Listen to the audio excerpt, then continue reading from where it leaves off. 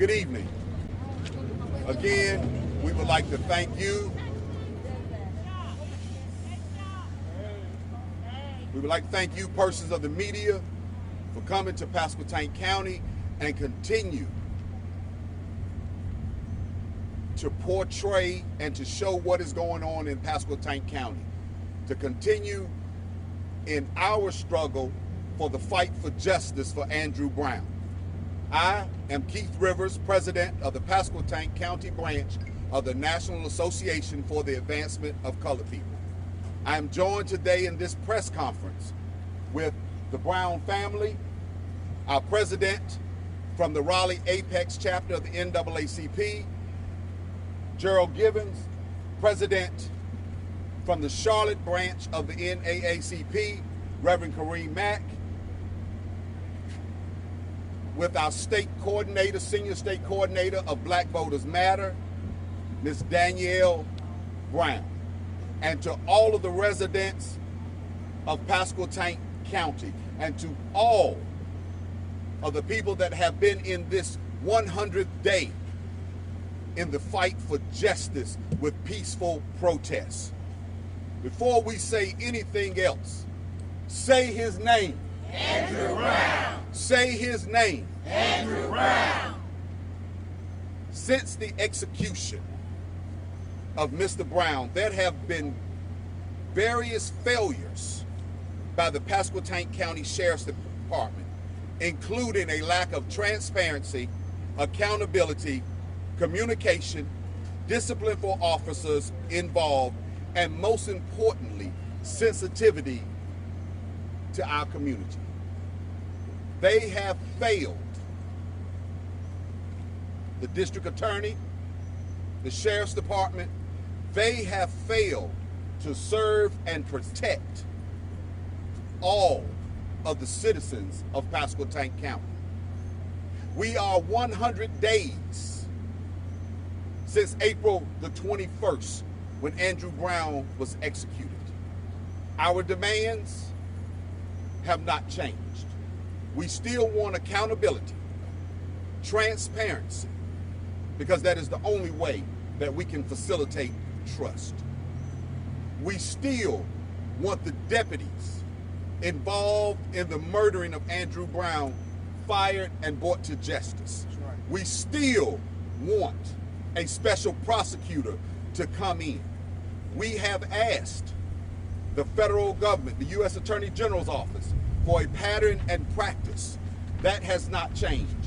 We have continued to ask that the sheriff resign for his failure to enforce his own policies on the use of deadly force. That's right. But we've come here today to demand something further as we move into this struggle and this fight for justice. On behalf of the members of the Pasquotank County community and the Pasquotank County branch of the NAACP, we demand that the Pasquotank County Board of Commissioners develop and implement a community review commission known as the CRC that will independently investigate policing and employment practices by the County Sheriff's Department. It is imperative for the Pasquotank County Board of Commissioners to form this reviewing commission because they are the body that funds the operation of the Sheriff's Department and is capable of creating an official body that can review citizens' complaints regarding the operation and activities of the Sheriff's Department. The Pasquotank NAACP proposes the scheduling of a meeting with the Pasquotank County Board of Commissioners along with other community allies to propose a structure and scope of authority to facilitate these efforts of creating the reviewing commission. We have seen why the Citizen Review Commission is so necessary. We have seen protesters, we have seen community members go into the Sheriff's Department and ask for protection because of what they believe were threats on their lives. But yet, the Sheriff's Department chose to press charges on them for filing false allegations. We have seen the autopsy report where it says that that Andrew Brown's death was a homicide. We have seen the federal investigation, the federal lawsuit that was filed in Section 17, where it clearly states that the arrest warrant issued out of Dare County did not have a judicial signature up there, but yet it was still executed in Pasquotank County. We have seen the Sheriff's Department not give the city police the courtesy to exercise a warrant within the city limits. They have clearly displayed that they need a citizens review commission to audit the activities that are taking place within the Sheriff's Department. So we, the citizens, the Pasquotank County branch of the NAACP, to this Brown family, to all of our branches across this great state, are standing here today to say that enough is enough.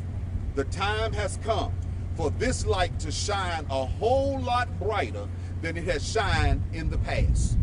The district attorney, we have seen when you say, we could not let him go. We could not let him go. And again, we ask that question, who is we? The Brown family has still not seen the entire footage of the video. And on today, our seniors, the Seniors for Justice, went to the Sheriff's Department and to the District Attorney's Office, and they sat this morning waiting to meet with the Sheriff and the District Attorney. And they will return every Thursday until they get this meeting, because they said they want to see that video and show that video to the Brown family. So as we proceed from today, we're going to march. And we're going to march today. We're going to march down to the billboard on Aaron House Street that affectionately has the slogan, Black Lives Matter. And I know there are many people who say all lives matter. And all lives do matter when Black lives matter. That's right. That's right. Amen. Our city council voted to put a Black Lives Matter mural on the street. Within 7 hours, somebody came through with a car and started spinning wheels. Within 7 hours. But we have been peacefully protesting for 100 days. That's right. Peacefully protesting for 100 days. And we will not stop. We will not stop until we get justice for Andrew Brown. And I want to make how we handle this situation, what we do as a community, as a state, and as a nation, sends out a message. Because in every classroom across this nation, every classroom across this state, and every classroom across this county, there is a Andrew Brown and a shooter sitting in that classroom. So our message is clear, that as we move into this continued fight for justice, that this Citizen Review Commission is primary and foremost to be established. This is how we begin the healing process. And we want to send a clear message in Pasquotank County that as this light shines, we will not go back to business as usual. And next, I'm going to bring up Ms. Thomas and allow her to introduce the Brown family that is here. Good evening. On behalf of the Brown, Chapman, McCullen, and Furby family, I want to introduce the family members that are here. I'm an aunt on his daddy's side, which is the Brown side of the family. Here is another aunt, my sister, Clarissa Brown Gibson, and Andrew Brown cousins, Maya, Tay, Natalie. Also, I have over here is Gregory and his sister, Tamisha. They are cousins as well. All we ask for is justice for my nephew, Andrew Brown Jr. He did not deserve what happened to him. And I want to thank everyone, NAACP, the protesters, the media, everyone that is having a hand in here to help us to get justice for him. I and the Brown family appreciate it. Thank you. Say his name. Andrew Brown. Say his name. Andrew Brown. And as we mobilize to march, when we return, we will have words from the president of the Charlotte branch of the NAACP, as well as the president of the Raleigh Apex branch of the NAACP, two of our larger branches in the state conference, as well as words from Danielle Brown, who is the senior coordinator for the state of North Carolina for Black Voters Matters. And again, look around. Look around. This is what justice looks like. It's male, it's female, it's black, it's white, it's seniors, it's juniors. This is what justice looks like. And I know some thought that 100 days later, we would not be here. But this is the resilience of people in this community. This is the resilience of people in this community. And when we think there are sheriff's deputies that committed homicide, according to the autopsy report, that have not missed a paycheck, that are back at work. Those of us that are riding, we worry about being stopped. We worry about our safety. Every day that we have to protest, 3 protesters have already been struck by a vehicle. And the sheriff said that he would no longer protect the people that are marching. Let me say that again. Let me say that again.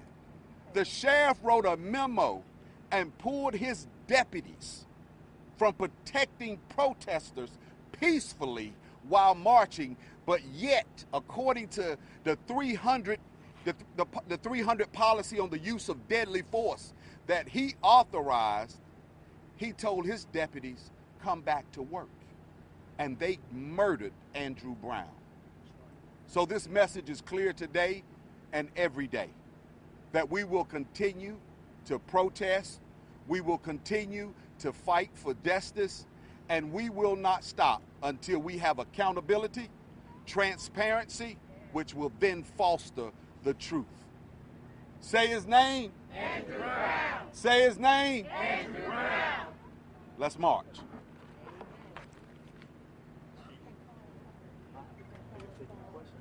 Oh yeah. Any questions or? Any questions?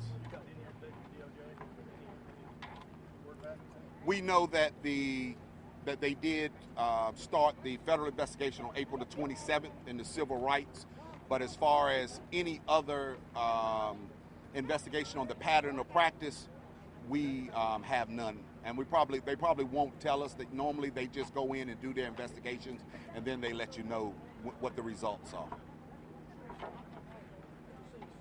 Similar community relations, like you're talking about, this type of situation pop up here in North Carolina and other cases? You're talking about as far as the review board? Yes, sir.